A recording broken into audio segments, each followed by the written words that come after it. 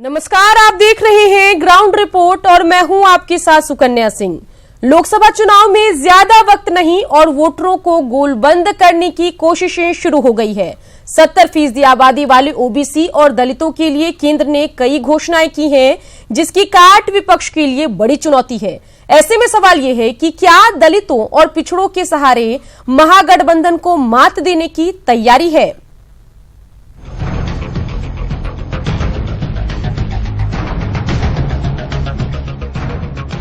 केंद्र की मोदी सरकार इन दिनों दलित और ओबीसी पर काफी मेहरबान नजर आ रही है।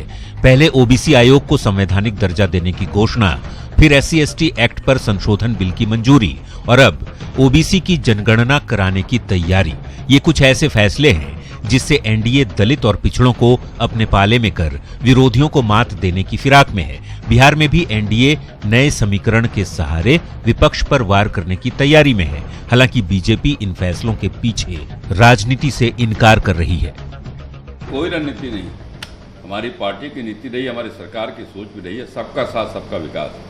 समाज के अंदर जो कमजोर वर्ग के लोग हैं, जो पिछड़ गए हैं, जो छूट गए हैं, उन सबको विकास की धारा में लाने का काम करना है। और देश भर में लगातार मांग होती रही है। जो पिछली बार जो आयोग बने थे, उन आयोगों ने भी इस बात की अनुशंसा की थी। तो जब समाज के अंदर इस बात की धारणा बढ़ती जा रही है कि साहब ऐसी संख्या स्पष्ट होनी चाहिए, तो सरकार ने जनता की जनभावना की कद्र की है। बीजेपी भले ही इसमें राजनीतिक हित से इनकार करती हो, लेकिन हाल के दिनों में बिहार सरकार ने भी दलित पिछड़े वर्ग के छात्रों के लिए खजाना खोल दिया है। वहीं जेडीयू नेता नीतीश मॉडल के बहाने विरोधियों पर भी हमला बोलने से नहीं चूक रहे। नीतीश कुमार जी ने जिस तरह ओबीसी, पिछड़ा वर्ग, दलित, आदिवासी, महादलित के लिए 2005 से आज तक जो काम कर रही है, वो अपने आप में प्रतीक रहा है। और मैं तो ये कहूँगा कि नीतीश फार्मूला को अगर केंद्र की सरकार स्वीकार करती है तो निश्चित रूप से एक बड़ा जो वंचित समाज है उसके लिए लाभदायक होगा। वैसे दलित और पिछड़ों के हित में सरकार के फैसले से विरोधियों की बेचैनी बढ़ गई है। साथ ही बिहार सरकार पर दलित प्रेम का दिखावा करने का आरोप लगाया जा रहा है। इस बार चुनाव सर पे आ गया, तो इन्होंने जो वायदे किए थे वो तो उसमें से एक भी पूरा नहीं किया। तो अब ये उन मुद्दों को उठाना चाहते हैं जिससे भावनात्मक रूप से उस नाम पर कुछ लोगों को गुमराह करें।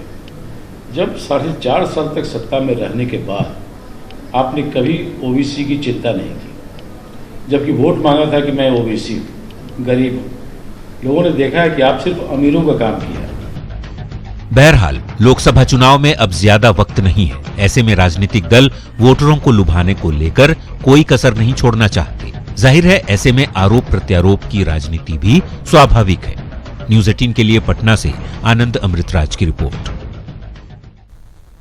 चलिए सीधा रुख कर लेते हैं पटना का, जहां से हमारे संवाददाता अमित सिंह हमारे साथ जुड़ गए हैं। अमित, लोकसभा और विधानसभा के चुनाव होने हैं, ऐसे में तमाम दल जो है अपना गुणा भाग लगा रही है और ऐसे में वोटरों को गोलबंद करने की कोशिश हो रही है। 70% आबादी वाले ओबीसी और दलितों के लिए केंद्र ने कई घोषणाएं की है। क्या कुछ चल रहा है पटना में, बताइए।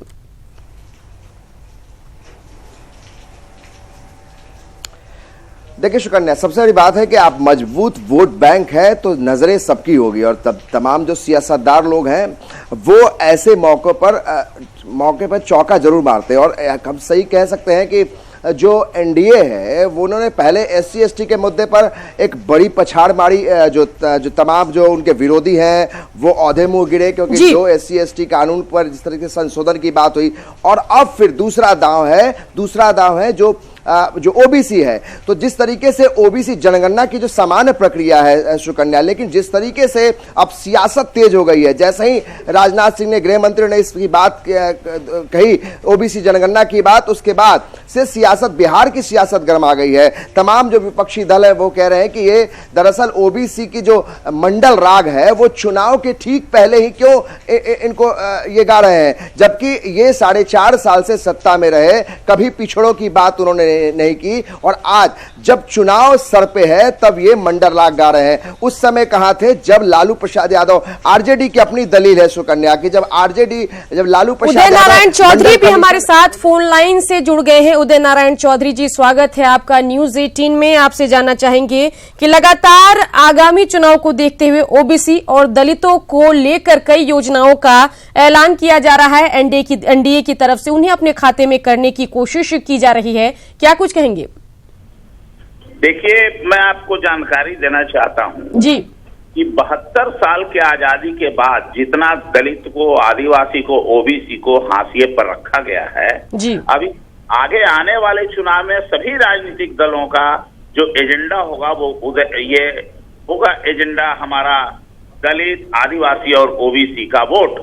जी। और बीजेपी अब चाहती है कि धोखा देकर के जिस तरीके से नीतीश कुमार ने दलित और महादलित बनाने की चेष्टा किया, ठीक उसी तरह से बीजेपी भी अब ओबीसी पर लगा हुआ है और नीतीश जी भी लगे हुए हैं। जी। अरे भाई, आपको जनगणना तो पूरे देश की करानी चाहिए, पूरे जाति की करानी चाहिए, और जिसकी जितनी हिस्से भागीदारी उसकी उतनी हिस्सेदारी पर विचार करना चाहिए। ये लोग तो डाइवर्ट करने की कोशिश कर रहे हैं देश की जनता को। लड़े हम नाम हवलदार का, लड़े सिपाही नाम हवलदार का, लड़ेगा ओबीसी, दलित, आदिवासी, पिछड़े लोग, अल्पसंख्यक लोग, और सिपाही बनेंगे दिल्ली में बैठे हुए, नागपुर से जो चला रहे हैं आदेश, वो लोग बनेंगे हवलदार यहाँ। तो ये अब राज नहीं चलने वाली है, इसको लोगों को समझ में आ रहा है। इसलिए हम चाहते हैं कि पूरे जातीय जनगणना, जो वर्ण व्यवस्था में जाति बनाने की लोगों ने काम किया है, मैं तो इसे गलत मानता हूं कि यहाँ नहीं, लेकिन लोगों ने जो बनाया है ये पूरे की जनगणना करके और जिसके जितनी भागीदारी उसकी उतनी हिस्सेदारी का सिद्धांत पर आरक्षण देना चाहिए। बिल्कुल उदय नारायण जी, न्यूज 18 से बातचीत के लिए आपका शुक्रिया। जेडीयू के नेता नीरज कुमार भी हमारे साथ जुड़ गए हैं।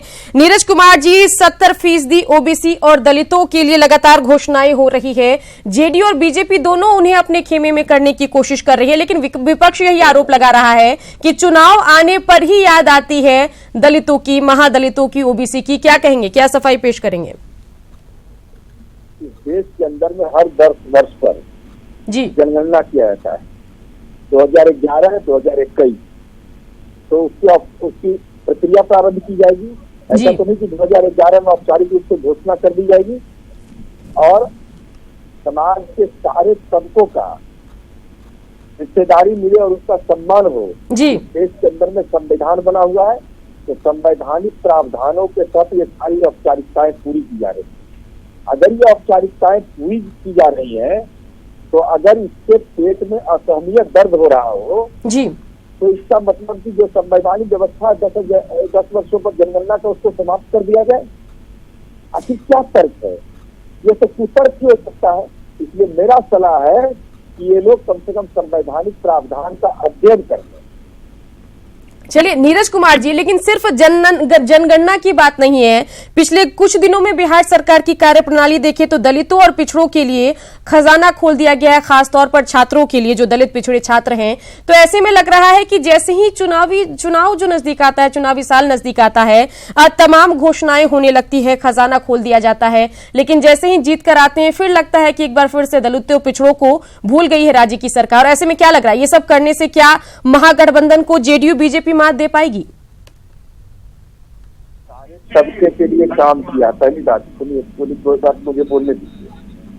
अगर शैक्षणिक उन्नयन के लिए उनकी योजनाएं हैं और उन योजनाओं का क्रियान्वयन हो रहा है, यूपीएससी और बीपीएससी में उनकी भागीदारी, वो पीटी कंप्लीट करते हैं, उसके बाद राज्य सरकार। चलिए, आप तो कह रहे हैं कि दलितों के लिए बड़ा काम हो रहा है। भाई वीरेंद्र से बात कर लेते हैं, आरजेडी के नेता।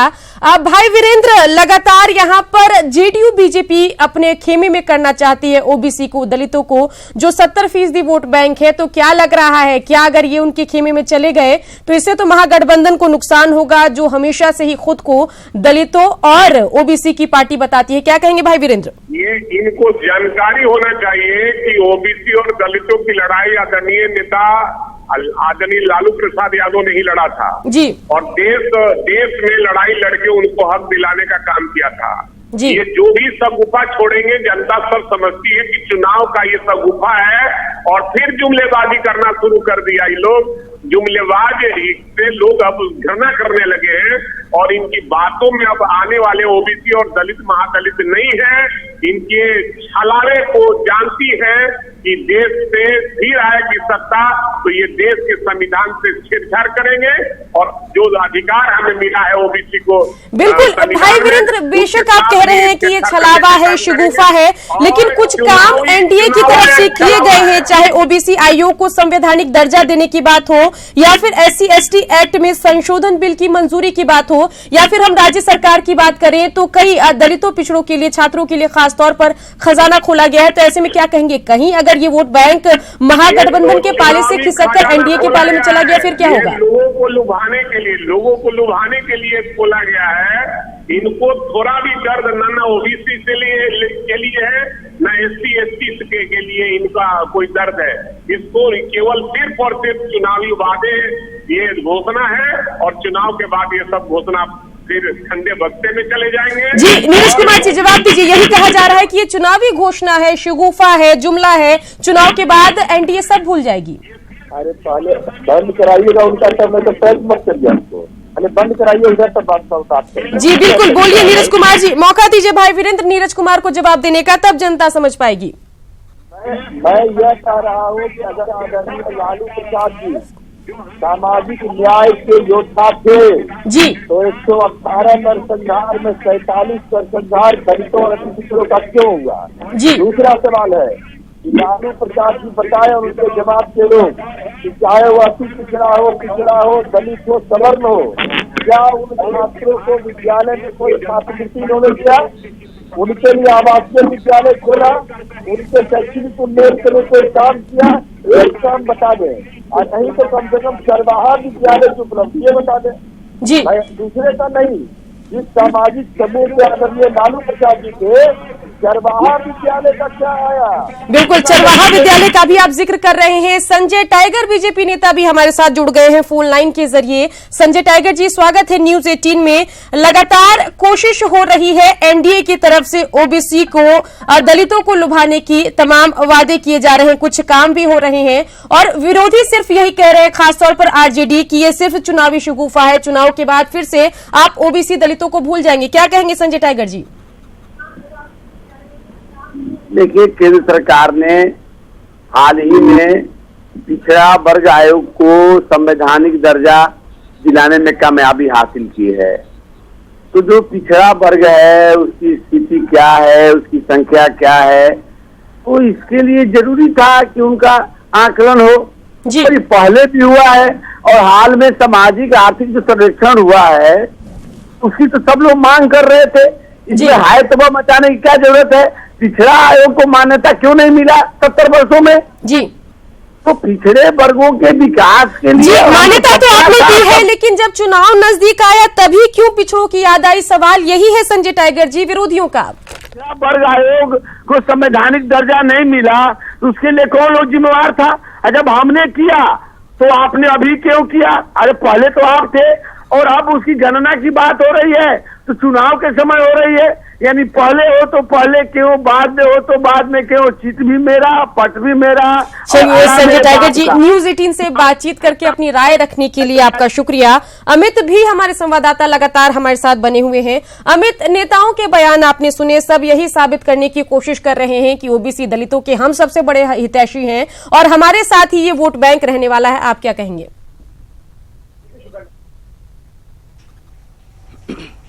देखिए सुकन्या, सबकी बातें एक जैसे इसलिए भी है क्योंकि सब जानते हैं कि जो मजबूत वोट बैंक है, जिस आप 70% वोट बैंक की बात कर रही हैं, तो कोई भी इसकी पकड़, अपनी पकड़ कमजोर नहीं करना चाहता है। तो आप देखिएगा सबके जुबान से एक बात जरूर निकल रही है, कोई विरोध नहीं कर रहा है कि जनगणना हो, पिछड़ों की बात हो, चाहे वो विपक्ष में बैठा वो जो नेता है, माननीय है, वो विरोध नहीं कर रहे हैं। वो ये कह रहे हैं कि इसका सियासी फायदा, चुनावी फायदा लेने की कोशिश कर रही है एनडीए। लेकिन सवाल यही है कि 70 सालों में, जब उदय नारायण चौधरी से आपने सवाल किया तो उन्होंने कहा कि 70 सालों में चला गया है।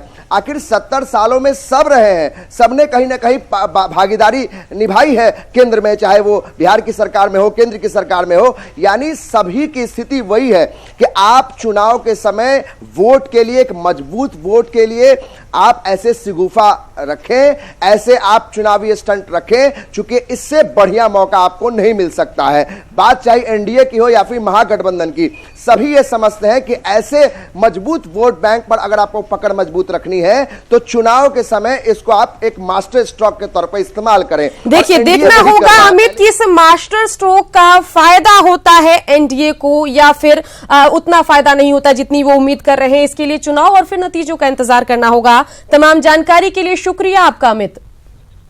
तो कांग्रेस ने केंद्र सरकार पर बड़ा हमला किया है। कांग्रेस ने कहा है कि बीते 4.5 साल में केंद्र सरकार को एक बार भी पिछड़ों की याद नहीं आई, लेकिन चुनावी साल में ओबीसी जनगणना और मंडल राग गाने लगे हैं। केंद्र सरकार ओबीसी को लुभाने की कोशिश में है। वहीं आरजेडी ने भी एनडीए के ओबीसी जनगणना पर हमला किया है। आरजेडी ने कहा है कि चुनाव आते ही कमंडल वाले मंडल राग गाने लगे हैं। देश तोड़ने वालों को आज चुनाव के समय पिछड़ों की याद आ रही है, ये भी इनका एक जुमला ही है। समाज के कोई भी वर्ग अगर उसे उचित अवसर नहीं मिला, चाहे ओबीसी हो चाहे अपर कास्ट हो, हमें उसके अधिकारों का संरक्षण करना चाहिए, हमें उसे अवसर देना चाहिए।